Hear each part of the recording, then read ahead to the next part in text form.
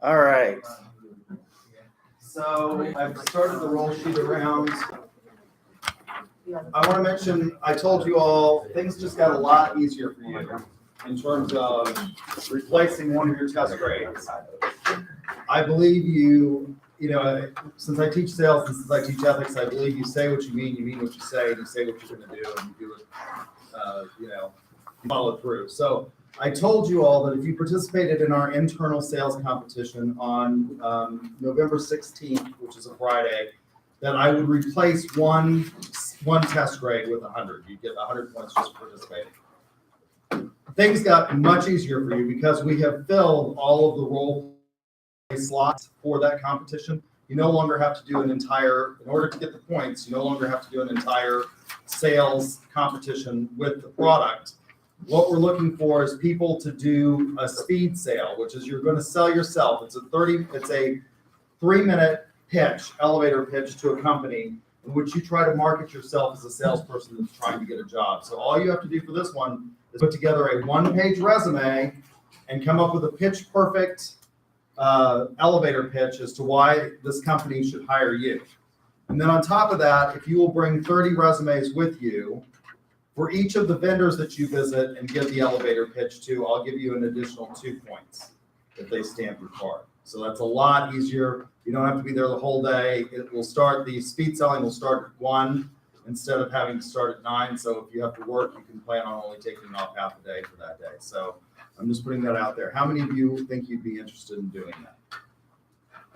1, 2, 3, 4. The rest of you are not interested? 5. Okay. All right. I'll send out an email and get you to respond to email on that so that I can start putting that together and putting together the time slots for the speed selling competition. So we need to talk about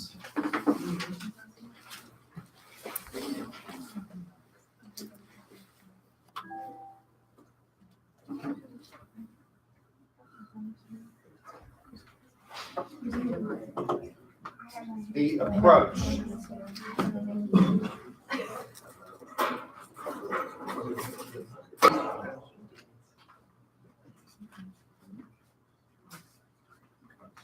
So what you want to do in the approach is you want to set the mood for the sales call. And so there are a variety of approaches that you can use, and you should think about these in terms of, after you've sort of identified what social style you think your prospect is, you might want to tailor your approach to that particular social style. So practice using a variety of approaches, not just one. And there are 4 key objectives to the approach. First is to make a favorable impression with the prospect. The second is to use your wow statement to gain their undivided attention. Now, how do you make a wow statement? If you look at the rubric for the sales presentation, it has wow statement on there. How do you?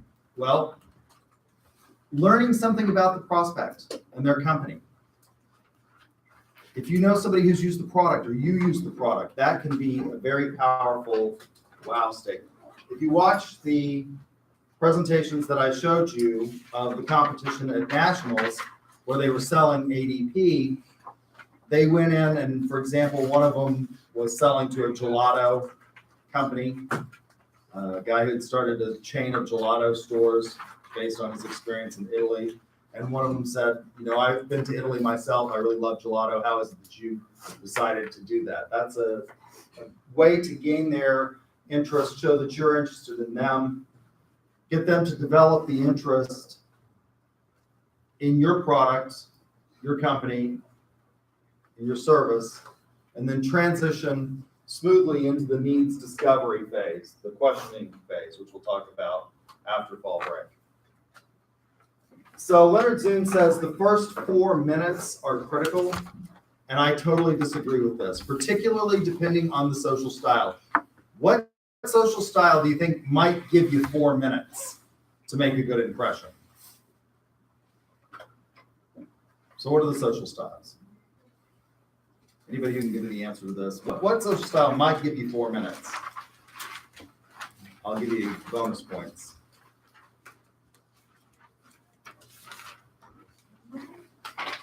Amiable, why? friendly and outgoing. They're friendly and outgoing. They like people, and they may give you 4 minutes. Which one is not going to give you? You might get 30 seconds. Driver. I'm a driver. I make instant judgments about people, and it's you can't recover after 30 seconds probably with a driver. So I think it takes 30 seconds for a driver, probably 60 seconds on average. People make impressions very, very quickly. What do they make those decisions based on? Their feelings, how they feel that particular day. My friends insist that there is a good grant and a bad grant. And if the good grant is out that day, I might give you 60 seconds. If the bad grant is there, it may be more like 20 to make an impression. What kinds of things? Those are things that you can't necessarily control. If somebody's having a bad day, if they woke up on the wrong side of the bed, but you can control what impression you make. They base it on emotion and hunches. Things like your dress are enormously important. Your speech is critical. How can you make a good first impression?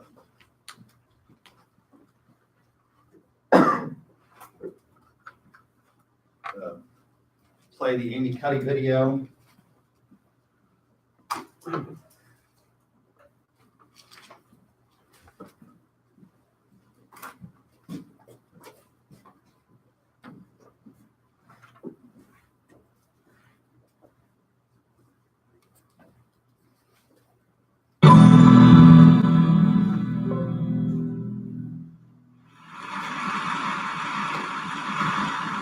So I want to start by offering you a free no-tech life hack. And all it requires of you is this, that you change your posture for 2 minutes. But before I give it away, I want to ask you to right now do a little audit of your body and what you're doing with your body. So how many of you are sort of making yourself smaller? Maybe you're hunching, crossing your legs, maybe wrapping your ankles. Sometimes we hold on to our arms like this. Sometimes we spread out. I see you. So I want you to pay attention to what you're doing right now. We're going to come back to that in a few minutes. And I'm hoping that if you sort of learn to tweak this a little bit, it could significantly change the way your life unfolds. So we're really fascinated with body language. And we're particularly interested in other people's body language. We're interested in, an awkward interaction or a smile or a contemptuous glance or maybe a very awkward wink or maybe even something like a handshake. Here they are arriving at number 10 and look at this lucky policeman gets to shake hands with the President of the United States. Oh, and here comes the Prime Minister of it. No.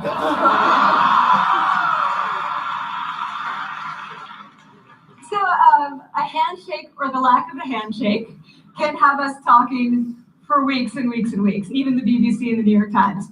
So obviously, when we think about nonverbal behavior or body language, but we call it nonverbals as social scientists, it's language. So we think about communication. When we think about communication, we think about interactions. So what is your body language communicating to me? What's mine communicating to you? And there's a lot of reason to believe that this is a valid way to look at this. So social scientists have spent a lot of time looking at the effects of our body language or other people's body language on judgments. And we make sweeping judgments and inferences from body language. And those judgments can predict really meaningful life outcomes, like who we hire or promote, who we ask out on a date. For example, Nalini Ambady, a researcher at Tufts University, shows that when people watch 30-second soundless clips of real physician-patient interactions, their judgments of the physician's niceness predict whether or not that physician will be sued. So it doesn't have to do so much with whether or not that physician was incompetent, but do we like that person and how they interacted? Even more dramatic, Alex Todorov at Princeton has shown us that judgments of political candidates' faces in just 1 second predict 70% of US Senate and gubernatorial race outcomes. And even, let's go digital, emoticons used well in online negotiations can lead you to claim more value from that negotiation. If you use them poorly, bad idea, right? So So when we think of nonverbals, we think of how we judge others, how they judge us, and what the outcomes are. We tend to forget, though, the other audience that's influenced by our nonverbals, and that's ourselves. We are also influenced by our nonverbals, our thoughts and our feelings and our physiology. So what nonverbals am I talking about? I'm a social psychologist, I study prejudice, and I teach at a competitive business school. So it was inevitable that I would become interested in power dynamics. I became especially interested in nonverbal expressions of power and dominance. And what are nonverbal expressions of power and dominance? Well, this is what they are. So in the animal kingdom, they are about expanding. So you make yourself big, you stretch out, you take up space, you're basically opening up. It's about opening up. And this is true across the animal kingdom. It's not just limited to primates, and humans do the same thing. So they do this both when they have power sort of chronically, and also when they're feeling powerful in the moment. And this one is especially interesting because it really shows us how universal and old these expressions of power are. This expression, which is known as pride, Jessica Tracy has studied, she shows that people who are born with sight and people who are congenitally blind do this when they win at a physical competition. So when they cross the finish line and they won, it doesn't matter if they've never seen anyone do it, they do this. So the arms up in the V, the chin is slightly lifted. What do we do when we feel powerless? We do exactly the opposite. We close up, we wrap ourselves up, we make ourselves small. We don't want to bump into the person next to us. So again, both animals and humans do the same thing. And this is what happens when you put together high and low power. So what we tend to do when it comes to power is that we complement the other's nonverbals. So if someone's being really powerful with us, we tend to make ourselves smaller. We don't mirror them, we do the opposite of them. So I'm watching this behavior in the classroom, and what do I notice? I notice that MBA students really exhibit the full range of power nonverbals. So you have people who are like caricatures of alphas, like really coming into the room. They get right into the middle of the room before class even starts, like they really want to occupy space. When they sit down, they're sort of spread out, they raise their hands like this. You have other people who are virtually collapsing when they come in. As soon as they come in, you see it. You see it on their faces and their bodies, and they sit in their chair and they make themselves tiny, and they go like this when they raise their hand. I noticed a couple of things about this. One, you're not going to be surprised. It seems to be related to gender. So women are much more likely to do this kind of thing than men. Women feel chronically less powerful than men, so this is not surprising. But the other thing I noticed is that it also seemed to be related to the extent to which the students were participating and how well they were participating. And this is really important in the MBA classroom because participation counts for half the grade. So business schools have been struggling with this gender grade gap. You get these equally qualified women and men coming in, and then you get these differences in grades, and it seems to be partly attributable to participation. So I started to wonder, okay, so you have these people coming in like this and they're participating. Is it possible that we could get people to fake it, and would it lead them to participate more? So my main collaborator, Dana Carney, who's at Berkeley, and I really wanted to know, can you fake it till you make it? Like, can you do this just for a little while and actually experience a behavioral outcome that makes you seem more powerful? So we know that our nonverbals govern how other people think and feel about us. There's a lot of evidence, but our question really was, do our nonverbals govern how we think and feel about ourselves? There's some evidence that they do. So, for example, when we smile when we feel happy, but also when we're forced to smile by holding a pen in our teeth like this, it makes us feel happy. So it goes both ways. When it comes to power, it also goes both ways. So when you feel powerful, you're more likely to do this, but it's also possible that when you pretend to be powerful, you are more likely to actually feel powerful. So the second question really was, so we know that our minds change our bodies. Is it also true that our bodies change our minds? And when I say minds, in the case of the powerful, what am I talking about? So I'm talking about thoughts and feelings and the sort of physiological things that make up our thoughts and feelings. And in my case, that's hormones. I look at hormones. So what do the minds of the powerful versus the powerless look like? So powerful people tend to be, not surprisingly, more assertive and more confident, more optimistic. They actually feel that they're going to win even at games of chance. They also tend to be able to think more abstractly. So there are a lot of differences. They take more risks. There are a lot of differences between powerful and powerless people. Physiologically, there also are differences on two key hormones, testosterone, which is the dominance hormone, and cortisol, which is the stress hormone. So what we find is that high power alpha males in primate hierarchies have high testosterone and low cortisol. And powerful and effective leaders also have high testosterone and low cortisol. So what does that mean? When you think about power, people tended to think only about testosterone because that was about dominance. But really, power is also about how you react to stress. So do you want the high power leader that's dominant, high on testosterone, but really stress reactive? Probably not, right? You want the person who's powerful and assertive and dominant, but not very stress reactive, the person who's laid back. So we know that in primate hierarchies, if an alpha needs to take over, if an individual needs to take over an alpha role sort of suddenly, within a few days, that individual's testosterone has gone up significantly and his cortisol has dropped significantly. So we have this evidence, both that the body can shape the mind, at least at the facial level, and also that role changes can shape the mind. So what happens, okay, you take a role change, what happens if you do that at a really minimal level, like this tiny manipulation, this tiny intervention, for 2 minutes you say, I want you to stand like this, and it's gonna make you feel more powerful. So this is what we did. We decided to bring people into the lab and run a little experiment. And these people adopted for 2 minutes either high power poses or low power poses. And I'm just going to show you 5 of the poses, although they took on only 2. So here's one, a couple more. This one has been dubbed the Wonder Woman by the media. Here are a couple more. So you can be standing or you can be sitting. And here are the low power poses. So you're folding up, you're making yourself small. This one is very low power. When you're touching your neck, you're really kind of protecting yourself. So this is what happens. They come in, they spit into a vial. We, for 2 minutes, say, you need to do this or this. They don't look at pictures of the poses. We don't want to prime them with the concept of power. We want them to be feeling power, right? So 2 minutes, they do this.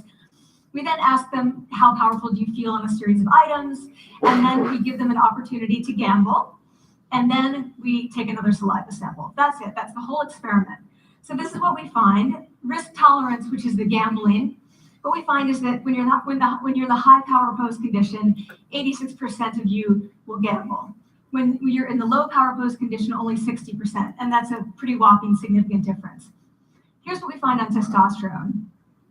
From their baseline when they come in, high power people experience about a 20% increase, and low power people experience about a 10% decrease. So again, 2 minutes and you get these changes. Here's what you get on cortisol. High power people experience about a 25% decrease, and the low power people experience about a 15% increase. So 2 minutes lead to these hormonal changes that configure your brain to basically be either assertive, confident, and comfortable, or really stress reactive, and feeling sort of shut down. And we've all had that feeling, right? So it seems that our nonverbals do govern how we think and feel about ourselves. So it's not just others, but it's also ourselves. Also, our bodies change our minds. But the next question, of course, is, can power posing for a few minutes really change your life in meaningful ways? So this is in the lab, it's this little task, it's just a couple of minutes. Where can you actually apply this, which we cared about, of course.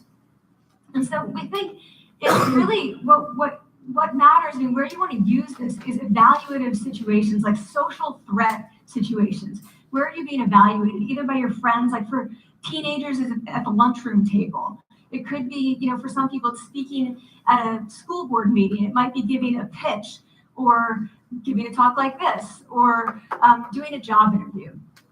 We decided that the one that most people could relate to because most people had been through was the job interview. So we publish these findings, and the media are all over it. They say, okay, so this is what you do when you go in for the job interview, right? So we were, of course, horrified and said, oh my God, no, that's not what we meant at all for numerous reasons. No, don't do that. Again, this is not about you talking to other people, it's you talking to yourself. What do you do before you go into a job interview? You do this, right? You're sitting down, you're looking at your iPhone or your Android and not trying to leave anyone out. You're looking at your notes, you're hunching up, making yourself small, when really what you should be doing maybe is this, like in the bathroom, right? Do that, find 2 minutes. So that's what we want to test, okay? So we bring people into a lab and they do either high or low power poses again. They go through a very stressful job interview. It's 5 minutes long. They are being recorded, they're being judged also. And the judges are trained to give no nonverbal feedback. So they look like this. Like imagine this is the person interviewing you. So for 5 minutes, nothing. And this is worse than being heckled. People hate this. It's what Marianne LaFrance calls standing in social quicksand. So this really spikes your cortisol. So this is the job interview we put them through because we really wanted to see what happened. We then have these coders look at these tapes, 4 of them. They're blind to the hypothesis, they're blind to the conditions. They have no idea who's been posing in what pose. And they end up looking at these sets of tapes and they say, oh, we want to hire these people, all the high power posers. We don't want to hire these people. We also evaluate these people much more positively overall. But what's driving it? It's not about the content of the speech. It's about the presence that they're bringing to the speech. We also, because we rate them on all these variables related to sort of competence, like how well structured is the speech? How good is it? What are their qualifications? No effect on those things. This is what's effective. These kinds of things. People are bringing their true selves, basically. They're bringing themselves. They bring their ideas, but as themselves, with no, residue over them. So this is what's driving the effect or mediating the effect. So when I tell people about this, that our bodies change our minds and our minds can change our behavior and our behavior can change our outcomes, they say to me, it feels fake, right? So I said fake it till you make it. It's not me. I don't want to get there and then still feel like a fraud. I don't want to feel like an imposter. I don't want to get there only to feel like I'm not supposed to be here. And that really resonated with me because I want to tell you a little story about being an imposter and feeling like I'm not supposed to be here.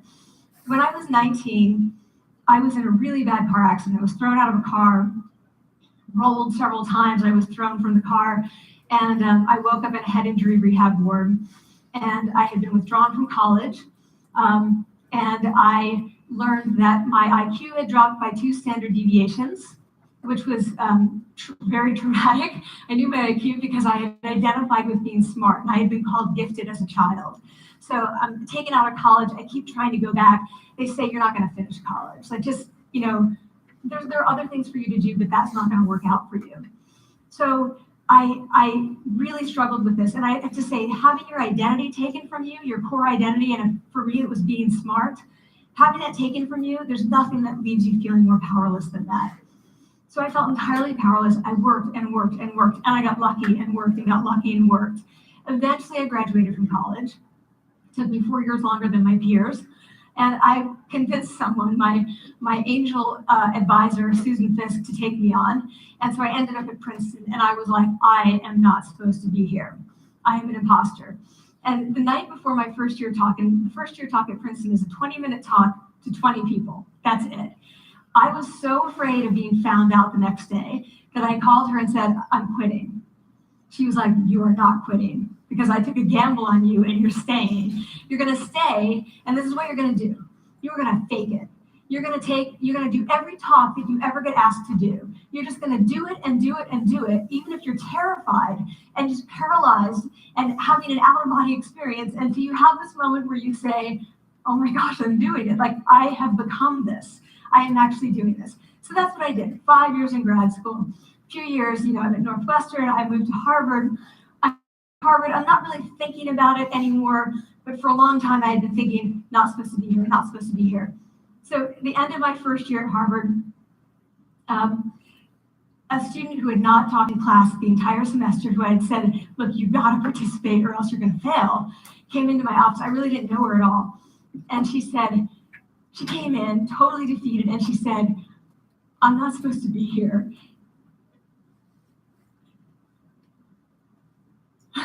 And that was the moment for me, because two things happened. One was that I realized, oh my gosh, I don't feel like that anymore. I don't feel that anymore, but she knows, and I get that feeling. And the second was, she is supposed to be here. Like, she can fake it, she can become it. So I was like, yes, you are. You are supposed to be here, and tomorrow you're gonna fake it, you're gonna make yourself powerful, and you're gonna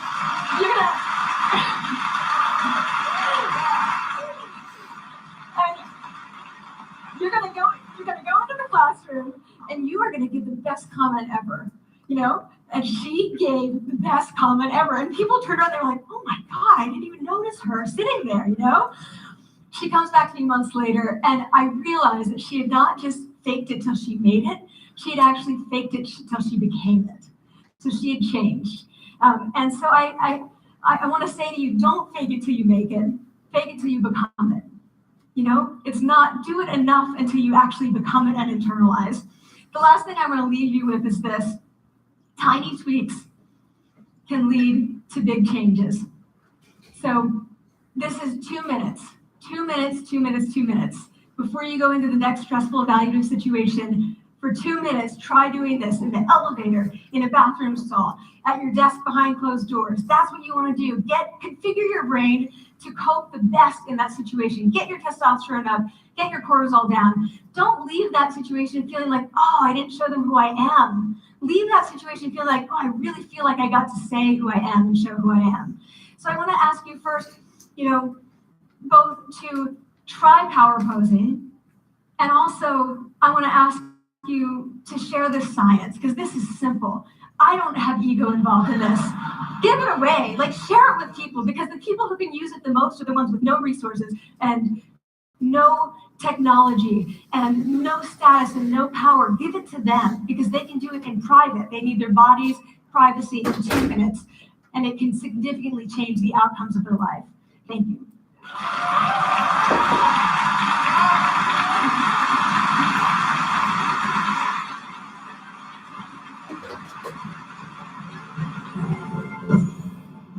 All right. I want to share with you, this is a really modern take on this. My mother, before she decided to become a serial entrepreneur, actually was an educator. She was a high school English teacher and an administrator. And they did the same kind of thing with kids in high school. She taught in a very low income neighborhood in New Mexico called Belen. And they took students who were the worst students in class, and they said, what is it that good students do? Make us a list of things that good students do. And these kids made a list of things that good students do. They asked questions, they raised their hand in class. And they told these kids, for 1 week, we want you to do this. We want you to go into class, raise your hand, and speak up, and be a good student. We want you to pretend that you are a good student for 1 week. 80% of those students that they did that with became good students within 1 week. So you can do this. Where can you do this? You don't just have to do it in a bathroom. What do you do when you drive here? I see you slouch down. It's just like the weight of the world is on you. You're just grabbing the steering wheel as you're pulling in to the parking lot, your homage to the fact that you woke up in the morning. Sit up straight in your car, suck in your gut. When you go to a job interview, do the same thing. Make sure you're sitting up straight and confident before you go in. And these small things can really increase the first impression that you will make with people. And it can be enormously important to you. So grooming. You want to make sure that you're well groomed if you're in sales. One of my friends who's an insurance sales guy, he carries around a toothbrush and toothpaste and Listerine in his car. And before every sales call, he does a quick brush of his teeth and, gargle some Listerine so that he doesn't have any offensive. You probably all have seen the Smart Mouth commercial about the girl who said that. I was like, this guy really stinks. And then it was like, oh my God, it's me. So grooming is enormously important. Clothing, dress the part in sales. I normally wear, other than it's really cold today, we in Oklahoma go from, the blazing fires of summer to instantly cold. We had maybe 2 days of fall this year, and then the monsoon started and the wet weather, and so I'm wearing a sweater today. But I think that business professors and lawyers particularly should dress like business professors. I don't think we should look like the land of hippy dippy across the parking lot. I think you should at least dress business professional. Now, my friend Adam, who works for US Foods that I told you about, who was the one who went in every week to this one restaurant, who was like, they were not going to go with US Foods. He sells primarily in a rural western Oklahoma district. He sells to a lot of restaurants. I mean, he is proud of the fact that most of the restaurants he sells to buy no produce. They buy nothing fresh and green. It's all meat product. If he went in a bow tie and the suit that I wear, they would be put off by that, because that's not the clientele of the restaurants that he primarily calls on. So when he goes out to Western Oklahoma, he dresses like their clientele dress. He wears jeans and cowboy boots and a nice shirt, a button-down shirt. If you're going to be selling to restaurants like Red Prime, Vast, Boulevard Steakhouse, if you're the salesperson for US Foods, what should you probably be wearing? What are those restaurants? What is Vast? What is Red Prime? What is Boulevard Steakhouse? Yeah, Vast is the one that's on the upper 2 floors of the Devon Tower. Red Prime is a Deep Fork Group property that's extremely expensive. Boulevard Steakhouse, it's really expensive. It's all a la carte. Those are all higher end. They're going to expect you to dress more like their clientele, which are what? Largely business professionals. So dress the part. Accessories, think about your accessories. Think about what you wear. You don't want anything that's too gaudy. I'm the example of, but again, I can't be fired. I have tenure. I like big poor doggy gold jewelry. It makes a statement. Have a lot of it. Love it. My mother's Jewish. I'm a Jew. I love diamonds. But if I'm selling, I have to think about when I go out in sales calls to talk to potential partners that want to partner with our sales program and want to participate. I tone it down a lot. I'm more conservative because this is a conservative part of the country. So think about the accessories that you wear. One of the things that I love is a woman on MSNBC who's a legal analyst. Her name's Jill Wine-Banks. She was one of the prosecutors in the Watergate era. And she always has a wonderful brooch, some kind of pen that makes a statement. But it's very tasteful. It's tastefully done. So posture, remember power posing.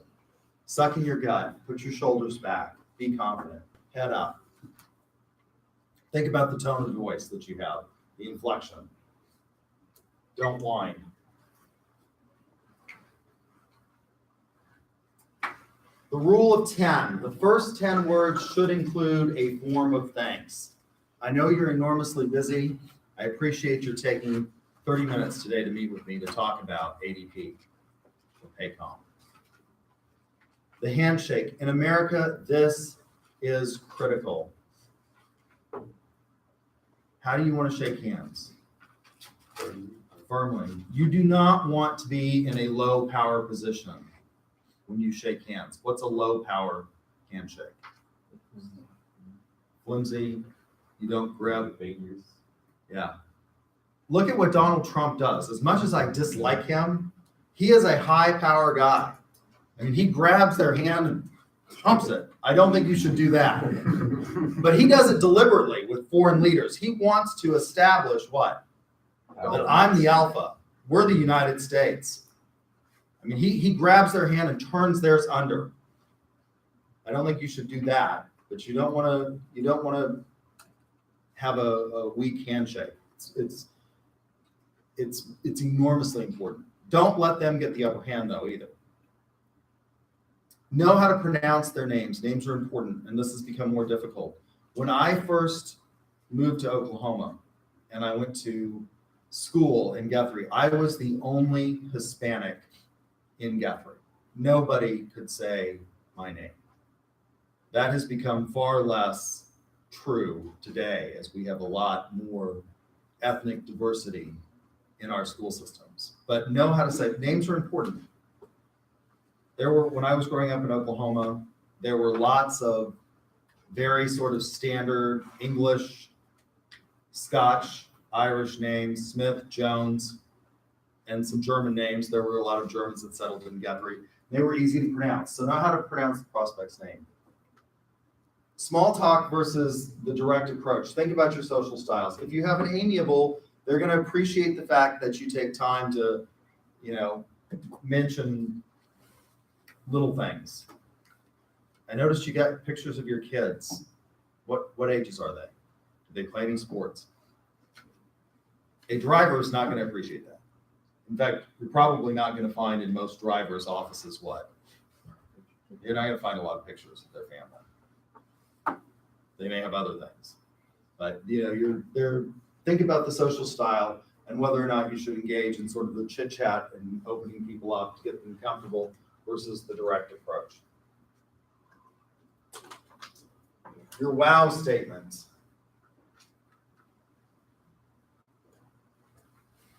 People like it when you talk about them. Take time in your prospecting, to get to know their company and know something about them.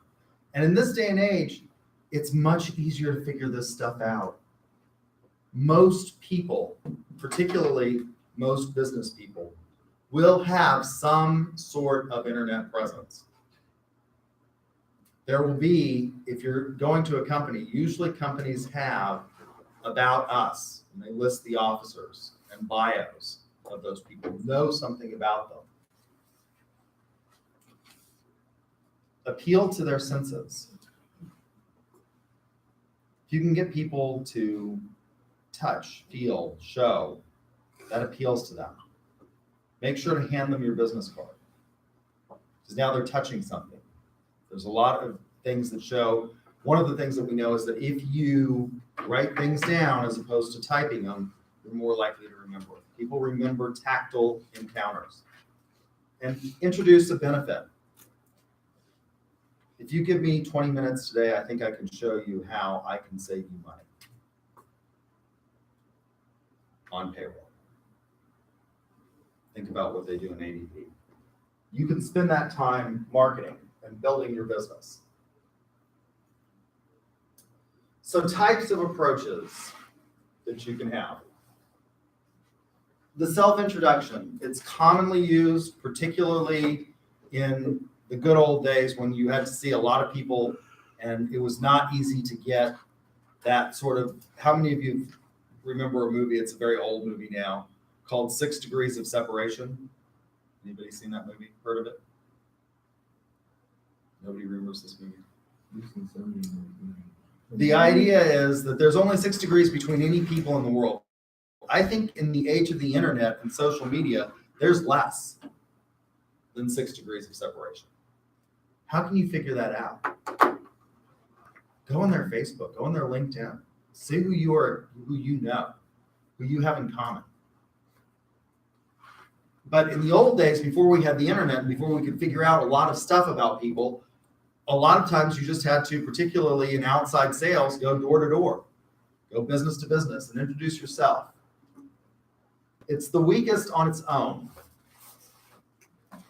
And so if you're doing it, you should follow it with some other approach, combine it with another approach. And of course, you can come up with different combinations of these approaches. These are different styles and you can combine them to meet the needs of the prospect and the product that you're selling. The consumer benefit approach. This needs to be sincere and should not sound gimmicky. What's gimmicky? Think about what I talked about, going to the state fair. Those people that are at the state fair with their microphone, like their Cher or Madonna, and their speaker that are making a pitch, that's a gimmick. In business sales particularly, you don't want to be gimmicky. You want to be sincere. You want to have a good benefit to your product. And know that. This comes with knowing your product and training. Lots of the businesses that you people will go to work for will do extensive training. One of the ones that we partner with and we send a lot of students to do internships with, and we've actually placed a number of students, is Gartner. Gartner is an entirely service-based company that does evaluation of information technology products for companies. They don't sell anything. They provide a service in terms of evaluating what your company needs for its IT to be the most productive and how you can get the best deal out of that. That's a completely intangible product, really hard to sell. As a result, they have an intensive internship program. And that is followed by, if you get an offer with Gartner, a really long period of training you on their service. The curiosity approach, which social style is this going to work with? You can tell me for 5 points.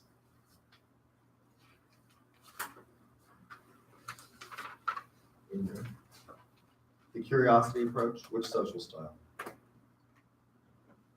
Innovators? That's a vowels. Oh, sorry. I'll go with that. I'll give you some points for that, but the social style. You think curiosity is going to work with the driver? I think it's going to work with the analytical. Because they want to what? They want to think about things. The question approach enables them to think about their needs and investigate those. This works well, again, with an analytical. The qualifying question, this is fairly straightforward. If I can show you a solution that will save you 30% on your payroll costs and free up time, would you agree to buy today? That will work well with the driver.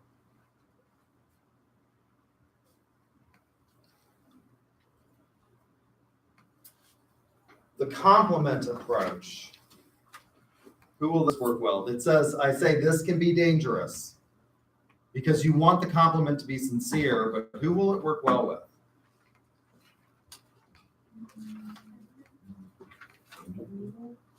Might. There's one that it'll work better with. Expressive, yeah, because they want to be what? They want to be the center of attention. They want to be the star, and you're allowing them to be the star. A driver, it may not work well with because they're going to be like, why are you wasting my time? Get to the point. An analytical, they're going to think about it. It doesn't work necessarily well. The referral approach is really, really effective. If you know somebody who uses your product and knows them, and you can use that person as testimonial, that is enormously powerful. It establishes leverage right away and can be very, very powerful.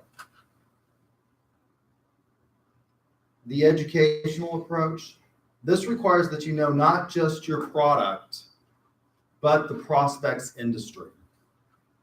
Know something about their industry. It works really well, and this is what they do in missionary sales. This is the type of approach that they take in missionary sales. What are missionary sales? Pharmaceutical sales. So pharmaceutical sales reps don't directly sell product. What are they trying to do? They go out and they talk to doctors and they try to get them to do what? What does a missionary salesperson do? Are they actually selling the product to the doctor? No, doctors don't buy drugs, do they? They try to get them to prescribe it. They try to get them to prescribe it. And so this is the approach that's used in missionary sales, the educational approach. So you know what your product is, you know the target in the industry. So I have a family member who sells C-Def meds. She knows the industry well. She knows the doctors that are generally dealing with gerontology, and she educates them about the advantages of her particular drug over another and tries to get them to prescribe it. The product approach, giving the prospect the product or physical representation of it. This is what you saw in the Paycom and ADP examples that we watched, where they say, can I show you the actual app, showing them a demonstration of the product, letting them touch it, see it. Works really well with drivers. Any questions about approaching prospects? All right. Again, for those of you who came in late, our internal sales competition will be November 16th. It got a lot easier for you because our slots for the full sales presentation have pretty much been filled. So if you're willing to do a speed sell, you can replace one of the grades. You'll have to be there at 1 o'clock for the speed sell. I'll send out an email with asking you to sign up if you're interested in doing that. So it will be at 1 o'clock. And then you can earn additional points by bringing 30 resumes with you and visiting each vendor that we have and giving them a resume and giving them your speed sell pitch. Any questions? All right, well, I'm gonna let you go and you can start your fall break early. Last Thursday, none of you were here. I had to go there though. It was like a presentation. So.